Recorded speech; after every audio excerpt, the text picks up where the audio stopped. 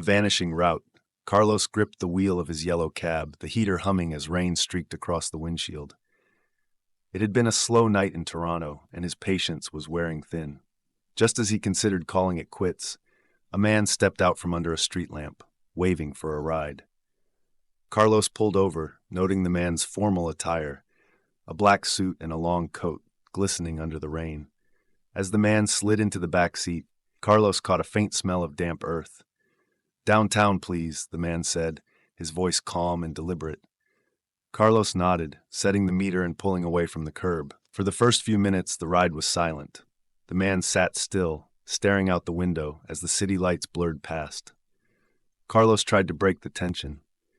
"Busy night for you?" he asked, glancing at the man through the rearview mirror. The man's eyes met his in the reflection, sharp and piercing. "Not particularly," he replied with a faint smile, "but I've been waiting for a ride like this." Something about the way he said it made Carlos's grip on the wheel tighten, but he forced a chuckle. "Glad I could help," he said, though the words felt hollow.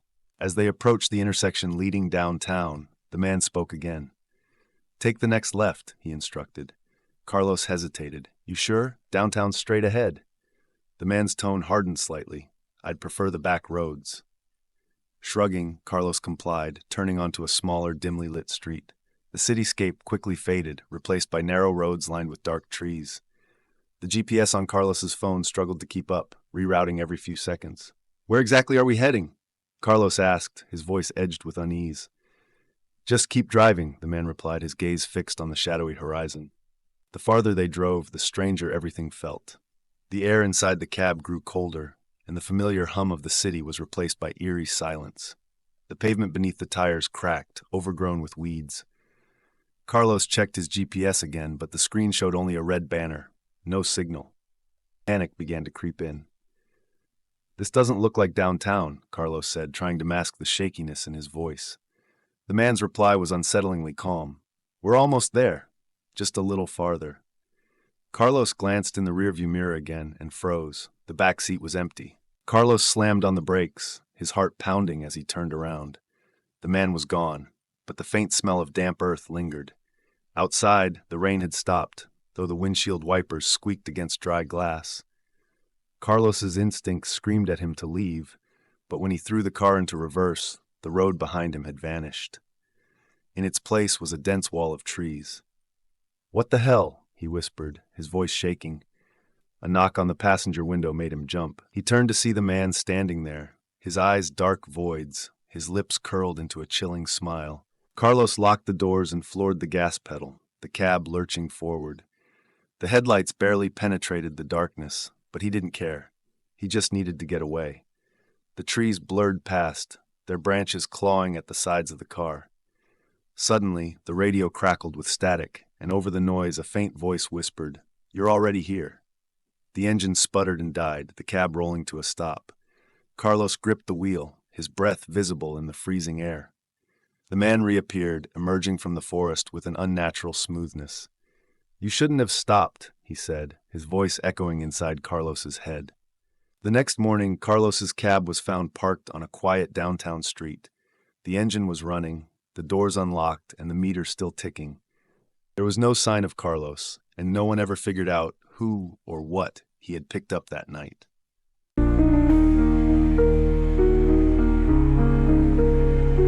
The pregnant passenger.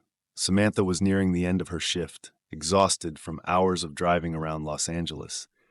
The night had been unusually quiet, and she debated heading home when her phone buzzed with a rideshare request.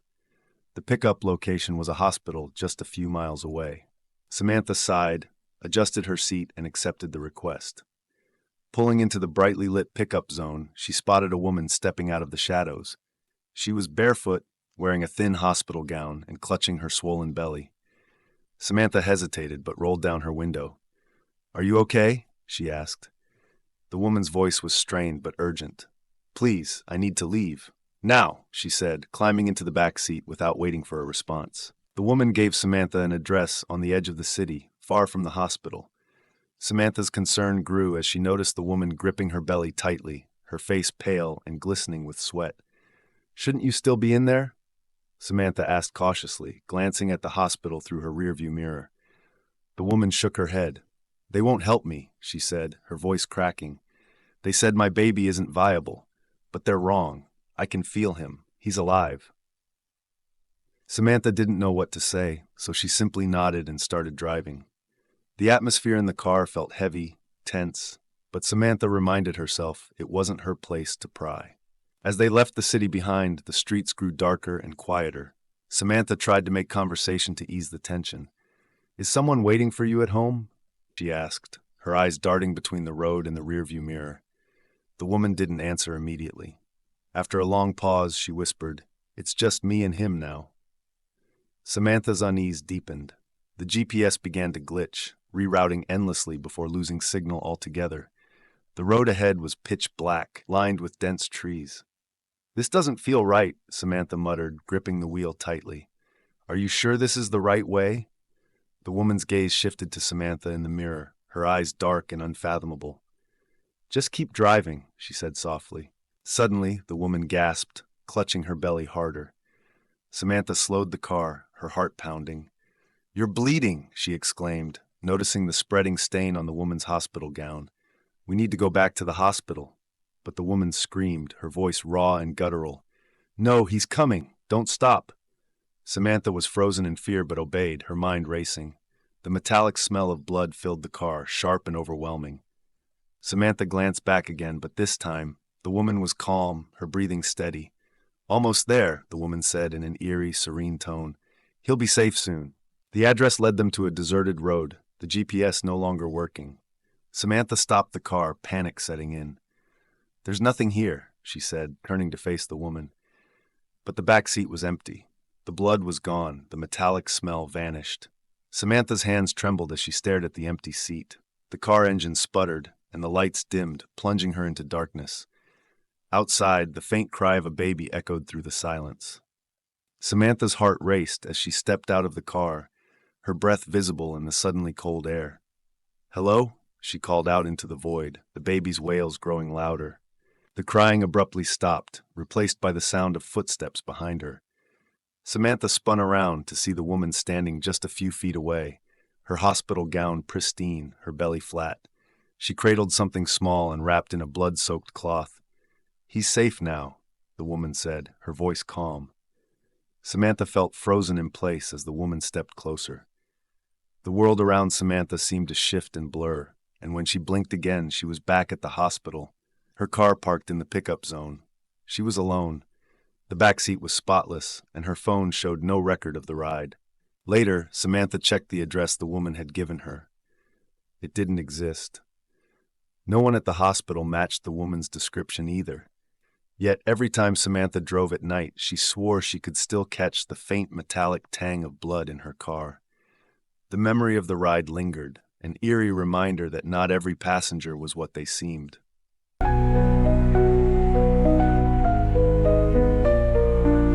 The farewell ride. It was a rainy night in Seattle, and Jason, a rideshare driver, was ready to call it quits. The streets were nearly deserted, with most people choosing to stay indoors, away from the relentless downpour. Just as Jason debated heading home, his app buzzed with a request. The pickup was at a park on the outskirts of town, a quiet spot he usually avoided at night. Reluctantly, he accepted the ride and drove to the gravel lot, where his headlights illuminated a lone figure standing by a bench. The passenger, a young man in his early 20s, was drenched, his hair plastered to his face and his clothes heavy with rainwater. Without a word, the man climbed into the back seat, water pooling on the leather. "Where to?" Jason asked. The man's response was cryptic. "Just drive around. I need to see the city one last time." Jason wasn't thrilled with the vague instructions, but figured it wasn't worth the hassle to argue. "All right," he muttered, pulling out of the lot. "Got any favorite spots?"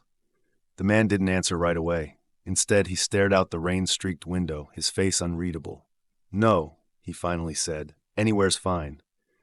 Jason tried to make conversation, asking if the man was local or visiting, but the man's responses were short and distant. "Local," he said at one point. "Born and raised."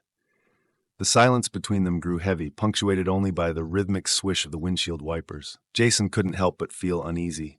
but he chalked it up to the eerie weather and the late hour. As they drove, the man occasionally gave directions. Take a left here. Go straight for a while. His voice was calm but distant, almost detached. Jason noticed they were heading into quieter parts of the city, places he rarely drove. The neighborhoods became darker, the streetlights fewer and farther between. "This is your last ride of the night?" the man asked suddenly, breaking the silence. Jason nodded, surprised by the question. "Yeah, probably. Been out since 6. You?" The man's lips curled into a faint smile. "It's my last ride, too," he said, his tone oddly final.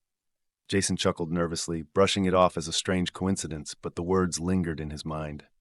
The rain began to let up as they approached the edge of the city, where buildings gave way to open stretches of road and shadowy trees. Jason's unease deepened. "Hey man, are we close to where you need to go?" he asked, trying to mask the tension in his voice. The man shook his head. "Not yet. Just a little farther." The directions led them to a narrow road lined with towering pines, the kind of place where headlights barely pierced the darkness. Jason's GPS lost signal, leaving him with no map to follow. "We're off the grid here," he muttered nervously. The man didn't seem concerned. "You're fine," he said calmly. "Just drive." Eventually, the man told Jason to pull over. They were in the middle of nowhere, surrounded by dense forest, the silence almost suffocating. "Here?" Jason asked, his voice shaky. The man nodded. "I used to come here with friends," he said softly. "Good memories?" Jason asked, trying to fill the unsettling quiet. The man's smile faded. "Sometimes," he said. Jason glanced around, his heart pounding. There was no sign of houses, landmarks, or anything that explained why they were there. "This road doesn't feel right," Jason said, gripping the wheel tightly. "Are you sure you've been here before?" The man's eyes met his in the mirror, darker than before. "I know the way." The silence was broken by a sudden shift in the atmosphere. The air grew colder, and the car's lights dimmed as if something was draining the power. Jason's phone screen went black, its battery inexplicably dead. "What the hell?" he whispered, his voice trembling. The man leaned forward, his face now inches from Jason's. "You've been driving long enough," he said, his voice calm but firm. "It's my turn now." Jason blinked, and the man was gone. The back seat was empty, and the faint smell of rain had been replaced by something metallic, almost like blood. Jason sat frozen, unsure if he should leave or wait. Panicking, Jason started the car and tried to retrace his route, but the road behind him had disappeared. The forest seemed to close in, the trees stretching toward the car like shadows reaching for him. Finally, the city lights came into view, and Jason pulled over in a well-lit area, his hands trembling on the wheel. Checking his app, he saw no record of the ride. The man's name, destination, and payment details were gone. Jason quit driving the next day, unable to shake the feeling that something or someone had followed him back from that night. And every so often, in the quiet moments of his life, Jason could still hear the man's voice. "It's my last ride, too."